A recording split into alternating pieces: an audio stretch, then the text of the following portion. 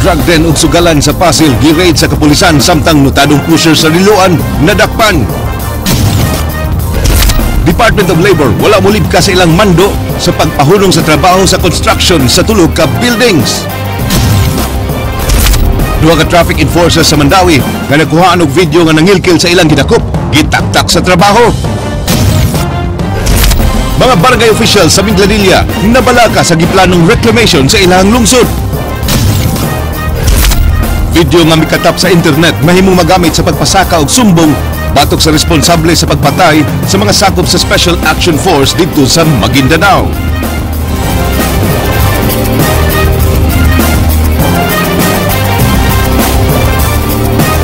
Mayang hapon Sugbo, Kabisayan, aniyan na mga balita uban ang kanitibuk ang pwersa sa News 5 Cebu karong adlaw Miyerkules petsa 11 sa buwan sa Pebrero tuig 2015. Ako si Glenn Soco. Amo nang ihatod ang masayong pagbalita inubanan sa mas komprehensibong impormasyon. Ako si Georgia Herrera. Gitaktak na ni Mandawi City Mayor Jonas Cortez, Georgia, ang duha ka mga traffic enforcers nga nakuha og video din ilang gipasud sa patrol car ang langyaw nga nakalapa sa lagda sa trapiko niadtong miaging buwan. Madunggan sa maong video Glenn nga gipost sa YouTube nga gipangayuan ang maong langyaw og kwarta sa maong mga traffic enforcers ug wa sab sila mong issue og citation ticket. Andrea Patenya, Suginlimi. Mipadayag sayang kasubo ang pangu sa Traffic Enforcement Agency of Mandawi Kuntin na si Edwin Ermac subay sa pagkatangtang sa duha nila ka mga traffic enforcers nga gipasangin lang nangilkil og 1,500 pesos gikan sa usa ka langyaw ug sa uyab niini nga mihimo og illegal U-turn sa may North Reclamation Area. Nadawat kagahapon ni Ermac ang mando gikan ni Mandawi City Mayor Jonas Cortez alang sa pagpataktak sa duha ka enforcers nga pulos job order employees nga sila Ringo Penados ug Arman Gallardo. Kay nung duman nagi-upload sa YouTube ang video sa giingong pagpangilkil sa duha apan wa makita sa video nga dunay kwarta nga natunol.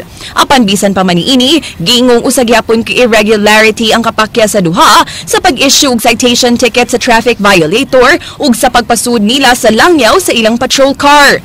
Bisan sakit alang kaniyang desisyon, apan di gyud nila mahimong i-tolerate ang dishonesty. Mo manay decision sa board. No, we have to maintain a high kanang standard of honesty. Siyempre, bawkin na imong irason. Alang sa tigpamaba sa Mandawi City Government, nga magsilbi kining leksyon ngadto sa mga traffic enforcers nga naghimo og hiwi nga binuhatan apan wa pa masakti. Wa na puruhan nga makabalik og trabaho sa City Hall ang duha kay aduna na kini negative records. Pag ni gusto sa mayor nga dugay-dugayon, kung naka-decide ang mayor sa pag-issue og order, termination order sa duha ka enforcers kay kini sila mga job order, election ni sa mga enforcers nga wag gyud gitolerate ning extortion, no. Kuan ni siya kanang election sa mga enforcers kini magtinarong gyud sila, although nakakita ta nga kuan sila kanang job order pero gipaningkamutan man sa atong city government nga ma-increase ang ilahang sweldo gani karon mo. Nasagmuyo si Ermac sa langyaw nga mi-upload sa video kay wa gyud kini mipakita sa iyang buhatan aron mo sumiti og formal nga reklamo. We are not happy with that informant. Although nakatabang siya nato, but we know that his intention is not to help us but to destroy sa institusyon. Kay sige mig panawagan wag siya muduol. What is his purpose?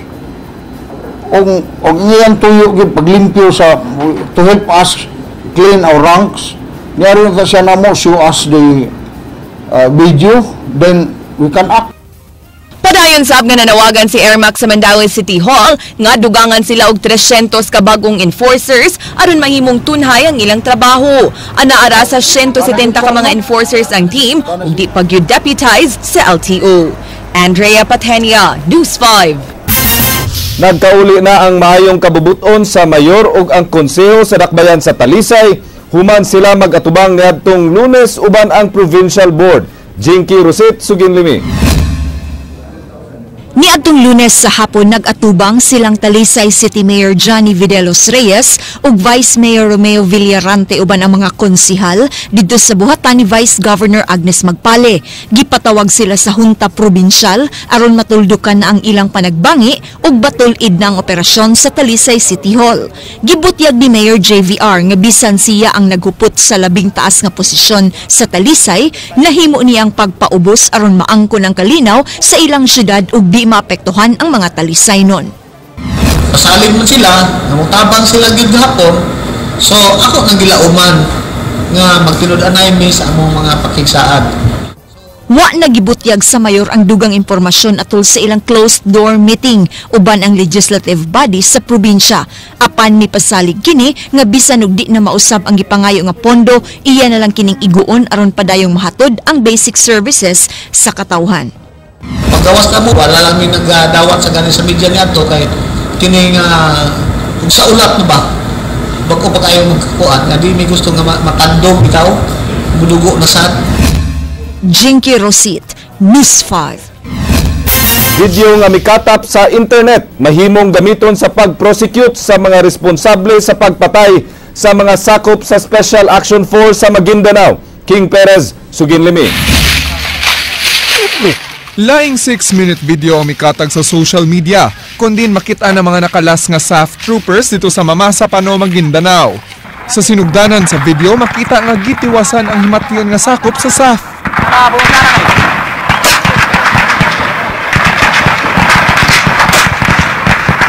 Nakakita sa mong video ang kanhi SAF trooper ug Deputy Director for Operations sa PRO7, Conrad Capa. Alang kaniya nagpamatuod lang kini nga overkill ang gihimo sa mga rebelde ug mahimo magamit karon sa pag-imbestigar sa hitabo. The MILF will have to answer for that. It's a good thing that their people uploaded the same thing in the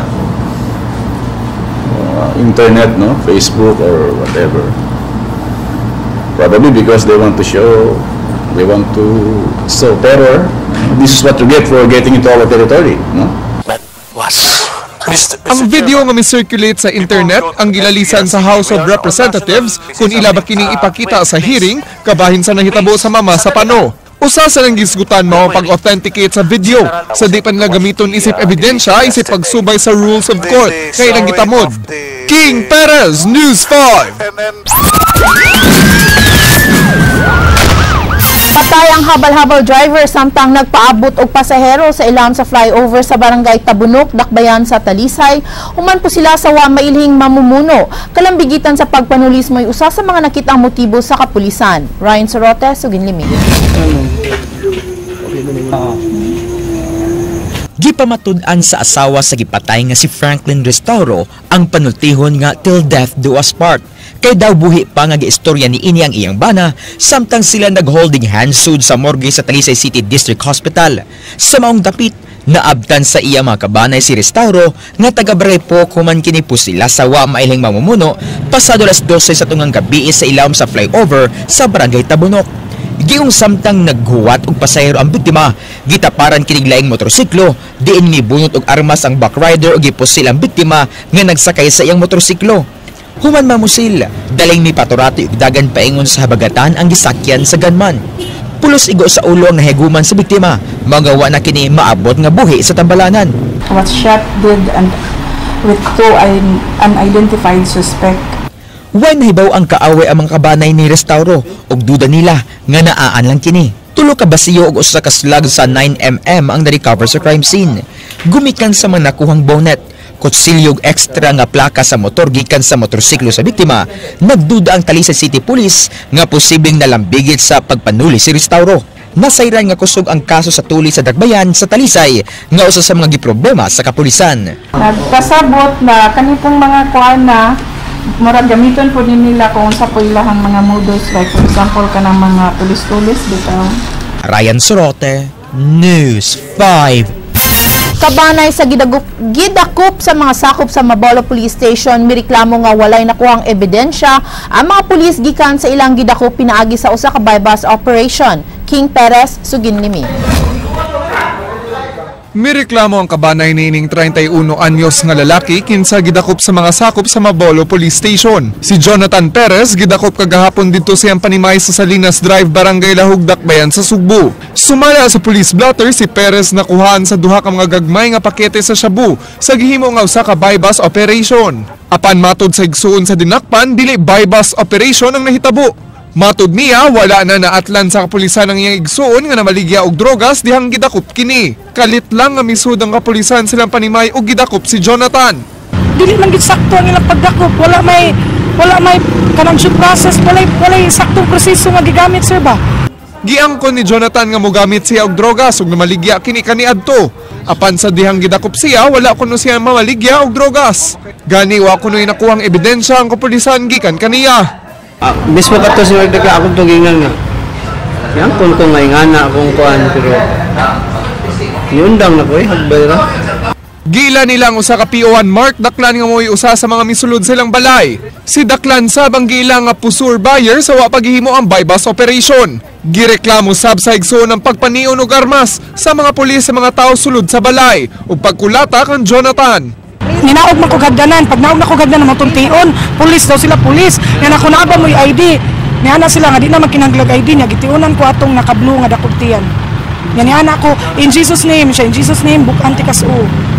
Gisuwayan pag-adto ang Mabolo Police Station, apan wala diha ang hepe og si PO1 Mark Daklan. Susihon sa OIC sa Cebu City Police ang pasangil sa pamilya sa dinakpan. I'll check. I have to know the details. Mahirap yun kung otherwise, dismiss lang yan kung di natin alam. King Perez, News 5. Laing drug den sa Barangay Pasil natultulan sa mga sakop sa Cebu City Intelligence Branch. Subject sa mga operasyon na sikop. Leslie Caminade Vistil, Sugin Limi. Natultulan sa mga operatiba sa Cebu City Intelligence Branch kining panimay sa may dalan kaban sa Barangay Pasil nga gihimong baligyaanan og suyupanan sa shabu ingon man pasugalan. Gipanag-iya kini ni Hipolito Gaviola Jr. alias Tawang kinsa nasikop atol sa mong operasyon. Matod sa hepe sa CIB nga nakadawat sila og detalyado kaayo nga suwat gikan sa usa ka concerned citizen din misumbong sa dugay ng kalihukan ni Tawang. Pinasikat sa search warrant ang maong pagpangronda ug nakumpirmar sa CIB ang anaa sa suwat nga ilang nadawat. Well, napay ko naman, napatay kuan pagigipahigayon nga surveillance sa uban ba. Although kanilang matawag niya to nga mas inilamang. Dili kay mura bitaw anytime available siya. Kumbaga, anytime available siya nga makahatag dayon, and then balagi naman gatawag na to ni package ni tanan kay mupalit diyan ang dapita. So wani hago. Na-recover sa CIB kining kapin 200 ka mga pinutos nga gituang shabu nga gibana-ba ng mukabad sa 50,000 pesos. Nakuha sab gikan sa usa ka lawak kining mga kahimanan sa pagsuyop. Ito na ako sa akong caretaker ng karera. Ang ingon sa report niya, ikaw kung may maligya niya, imong pasuyop sa mga palit po niya mo na diri suyupanan. Lakip nga nasikop kining 19 anyos nga mabdos uban sa iyang kapuyo nga giyong mo'y tiglimpyo sa dapit. Giangkon sa mong babae nga musuyop siya ug wa siya masayod nga makadaot di ay siyang gisabak ang paggamit niya o ginadiling drogas. Bagsarang sa kong gamit. Gamitan gid mo dire. Sa una, 2 years naman na ako. Ibo ka nga makadaot sa imong bata Iguro minti ko lang limpyo na kasi wala mo gamit dahil mas nagila pamulabol mo kun pangalta nga sa bata ka. Leslie Caminade Vistil, News 5. Nakadawat og armed person alarm ang kapulisan sa lungsod sa Liloan pasado alas 5 kagahapon diin dali nila kining gitubag. Wa magtuwang miresponding mga pulis nga gialarma. Ang gialarma mao ang notadong drug pusher sa ilang lugar. Giila ang suspect nga si Marcelo Micaris nga taga Barangay Katarman sa naisgutang lungsod. Dihang gikapkapan kini, nakuhaan kini kutsilyo, usa ka dakong putos ug upat ka pinakiting gituhuang shabu. Giangkon sa dinakpan nga tigamitan siya shabu, apan iyang gimakak nga iya ang nakuhang ebidensya. Butyag niini nga igo ra siyang gipakupot sa shabu aron ibaligya ug aron siya makaporsyento. Kanhi tricycle driver si Micares apan naundang human madisgrasya.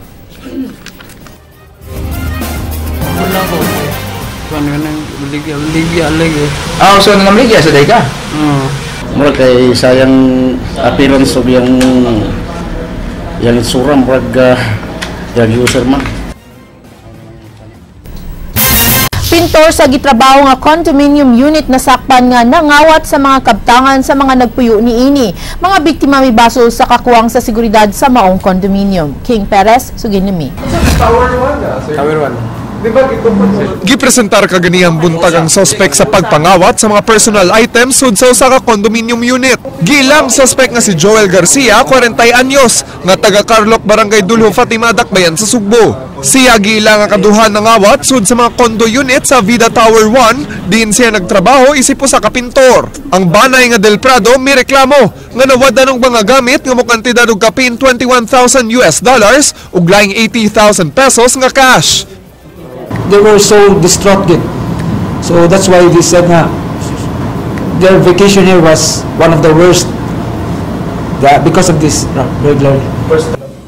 Matud ni Garcia nga dugay na siyang magsud gawa sa maong condo unit. Tungod kaya doon na siya gipangtiwas nga trabaho sa condo unit sa mga Del Prado. Iyang giangkon nga usa ka plastic ID card ang iyang gigamit pagkuhit sa lock sa pultahan aron maabli. Wa niya kapugni ang kahigayunan nga manghilabot sa mga butang sa biktima.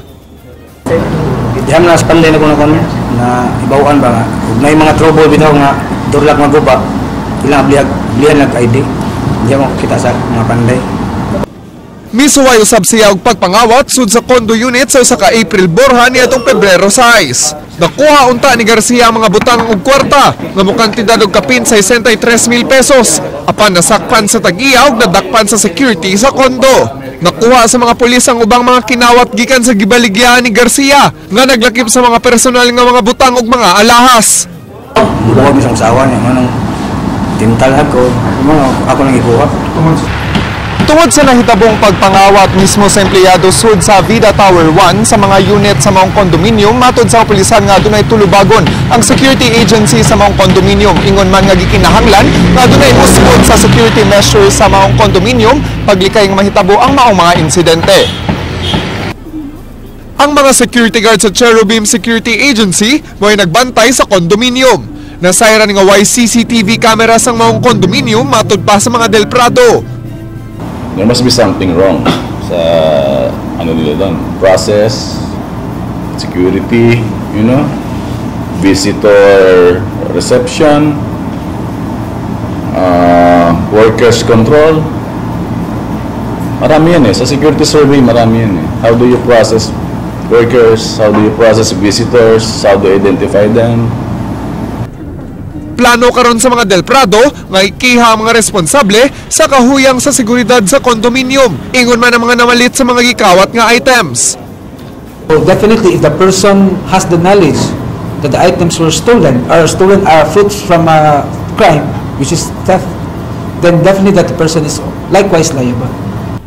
Gisuwayan sa News 5 nga makuha ang habig sa management sa Vida Tower 1. Apan dili available ang mga representante sa condominium. King Perez, News 5. Giparaffin test na ang duha ka mga kauban sa usa ka gwardiya nga napalgang wa nay kinabuhi sa luyo sa kompanya sa usa ka packaging sa barangay Tungkop sa lungsod sa Minglanilla niadtong Lunes. Kini aron pagsusi sa tinuod nga hitabo, giparaffin test silang Nestor Villafranca ug Jeffrey Maribago kay sila mo'y katapusang kauban sa biktima nga si James Alipar sa wa pa kini namatay. Matud sa Minglanilla Police, maglisod pa sila sa pagtumbok sa tinuod nga responsable sa krimen mao nga gipaabot nila karon ang resulta sa crime lab. Matupagod sa iyang parents sir ug sa iyang mahigala sir, may mo siyang kuan sir, tao sir, pero wala kun sa sir hilumon gamay na ba. Wa pa libkasa sa Department of Labor and Employment Region 7 ang ilang giluwat nga pagpahunong una sa pagtrabaho sa duha ka tambalanan sa Dakbayan sa Sugbo ug dakong tindahan sa Dakbayan sa Lapu-Lapu gumikan sa kalapasan sa mga contractors niini. Andrea Patenya, Suginlimi. Package order, I think is dated. Sukad ni atong December 2014, wa pa malibka sa Department of Labor and Employment Condole 7 ang giluwatang stoppage orders batok sa duha ka mga dagkong tambalanan sa Dakbayan sa Sugbo ug usa ka hypermart sa Dakbayan sa Lapu-Lapu. Nasayran nga nakalapas ang mga contractors sa occupational health and safety standards sa ilang mga construction sites. In plain view, makita mo na ito kasagaran sa ila gagamit og kaning ginatawag nila monkey ladder, which is actually dili nato na ginaalaw kay tungod ang mga trabahante will be in their imminent danger. So mo na isa sa ato ang post na mag-issue tag stoppage order. Of course, atong pagtuki, once we visited them, para may balang pag-inuban, so na sila yung mga walay approved or wala na sila yung mga construction and safety and health program, wala sila yung safety officer, wala sila, of course, kanang mga protective equipment violation or deficiency. Unang ipadadaan og stoppage order ang ASEC Construction and Development Corporation. Lakip na ang mga contractors ni ini nga mao ang Enriquez Engineering Consultancy ug Sonyu Paint Specialist humanatagak ang ilang pintor sa construction site. Sunod nga gipadadaan ang Chonghua Hospital ug contractor ni ini nga paint works tungod sa 11 ka violation sa construction sa ilang bag-ong ospital sa North Reclamation Area. Laing gipadadaan ang SM Hypermart sa Lapu-Lapu ug ang contractor ni ini nga Momentum Construction and Development Corporation tungod gyapon sa 11 ka violations. Samtang ang labing uhing gipadadaan mao ang Visayas Community Medical Center ug ang contractor ni ini nga Summit Home and Building Products Corporation tungod sa 10 ka violation sa ilang expansion project. Sa upat ka mga orders, gilibkas na sa Dole 7 ngatong Enero 9 ang alang sa ASEC Construction and Development Corporation. Bisan og effective pa ang stoppage order alang sa Chonghua Hospital, nakuha og video footage sa News 5 nga padayon pa kining gitrabaho. Matod sa Dole 7, madungagan ang violation sa mga kompanya o korporasyon nga di motuman sa ilang stoppage order. Pahimang Noe Gonzales nga parehong responsibilidad sa kliyente ug contractor ang pagsiguro nga luwas ang kahimtang sa ilang mga trabahante sa ilang mga construction sites. Gani, mas dako ang expectation gikan sa mga health facilities nga mosunod sa health and safety standards. Once it comes to occupational safety and health, it is non-negotiable. Bot pasabot. Kung ang wages pwede pa na ito masettle na sa mga pamaaging aumento o pamaaging negotiation, pero kaning safety and health, non-negotiable. Bot pasabot, dili na ito isakripisyo kinabuhi sa itong mga trabahante at itong mga mamumuo sa pamaagi lang sa ilang pagnegosyo. Suway nga gikuha sa News 5 ang habig sa management sa Chonghua Hospital apan di lang una sila mukomento sa issue. Samtang disisab sa ilang meeting ang mga kadagkuan sa VCMC apan una nang namahayag ang CEO sa Tambalanan nga si Reverend Macias Camba Jr. na mutuman sila sa tanang requirements sa Dole 7. Andrea Patenia, News 5. Gihimakak sa contractor sa DNR 7 ang dunay himuon nga dunay himong reclamation sa lungsod sa Minglanilla. Kini nunot sa kabalaka sa mga residente sa upat ka barangay sa naisgutang lugar. Jinky Rosit, Sugin Limi.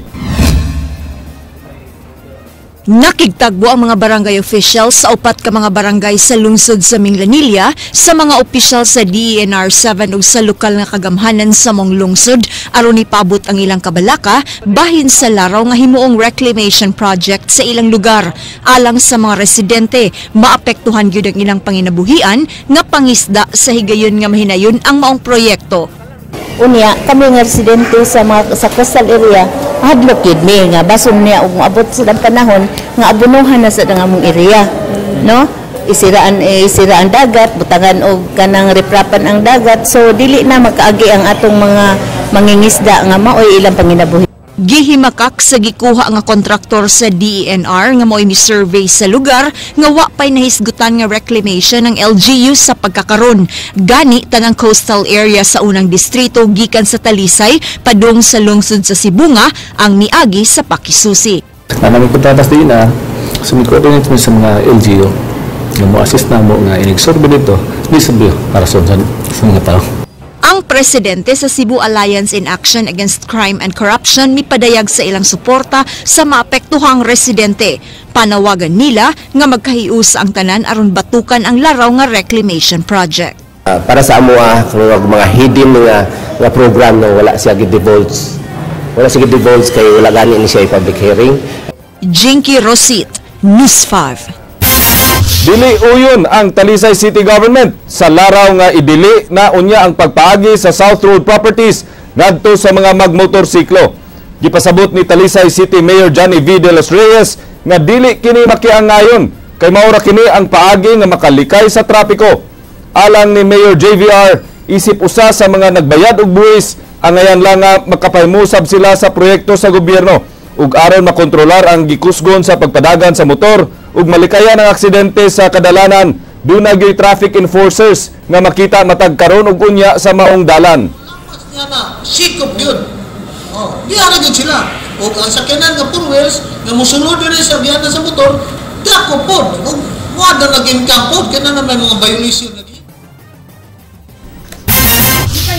sa mga opisyales sa PhilHealth ang tanang senior citizens nga mahimo na nilang gamito ng ilang senior citizens ID aron pag-avail sa mga benepisyo sa PhilHealth sa tanan nilang accredited hospitals subay sa bagong balaod nga RA 10645. Kung ma-confine sila og mo-avail sa PhilHealth benefits gamit ang seniors ID, automatic sab nga i-process sa PhilHealth ang ilang membership. Awhag nila sa mga senior citizens nga kung dunay mga hospitals nga dili motuman ning bag-ong balaod, mutawag dayon kanila aron matawag nila ang atensyon sa hospital ug maimbestigar alang sa posibleng revocation sa ilang accreditation. Ang maong balaod usa sa mga pamaagi sa PhilHealth sa pagkabot sa tinguha nga himuong member ang tanang sakop sa Philippine population.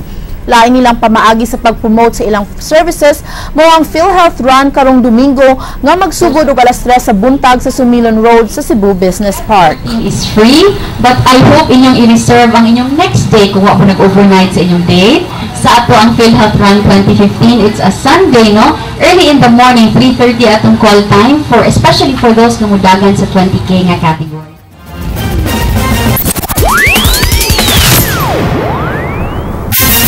Gisaulog karong adlaw ang World Day of the Sick nga gisugdan niya atong tuig 1992 pinaagi ni St. John Paul II. Gipanguluhan ni Cebu Archbishop Jose Palma ang santos nga misa alang sa mga maong kasaulugan nga gitambungan sa mga dunay sakit. Ray Pasaporte, Sugin Limi. Espesyal ang misa karong adlaw nga gipanguluhan ni Cebu Archbishop Jose Palma dinhi sa Cebu Metropolitan Cathedral. Subay kini sa World Day of Prayer for the Sick kung pag-ampo alang sa mga masakiton ug sa uban pang dunay diferensya sa lawas. Napuno sa mga manimbahay ang katedral, din kasagaran kanila mga idaran, samtang anaa sa atubangan kadtong nagsakay na og wheelchair. Tanan nga epekto sa kahimutan sa magsakit, and we pray as St. John Paul II said, unta kining ilang kahimutan will also become salvific suffering. Pagantos nga tungod sa atong panagiusap niya sa krus ni Kristo. Misimba ang polio victim, ang tagapunta prinsesa nga si Jose Revel Sotes, uban sa iyang hinigugma. Salamat sa Ginoo sa mga Virgin bisan sa among mga kakulian nga niaguman, wala minya pasagdi, wala minya biyai. Ug napasalamat gyapon ko sa matag sa katuigan nga naningkamot nga mabuhi ana gyapon siya nag-uban ka na sa wali ni Palma. Matud ni ini nga lain-lain og daghang sirkumstansya kung nganong masakit ang usa ka tawo. Gawas ni adtong mga tigulang na nga hangtod karon pabilin pang buhi. Resulta sa atong edad natural manguluyan naman kita, no? Di ko ingon nga na edad nita. Suntay nito atong kalinga wala katulog. Gipahinungod sab ang maong misa alang kang Mama Mary kay gisaulog sab karong adlaw ang kapistahan sa Birhen sa Lourdes. Ray Pasaporte, News 5. Georgia.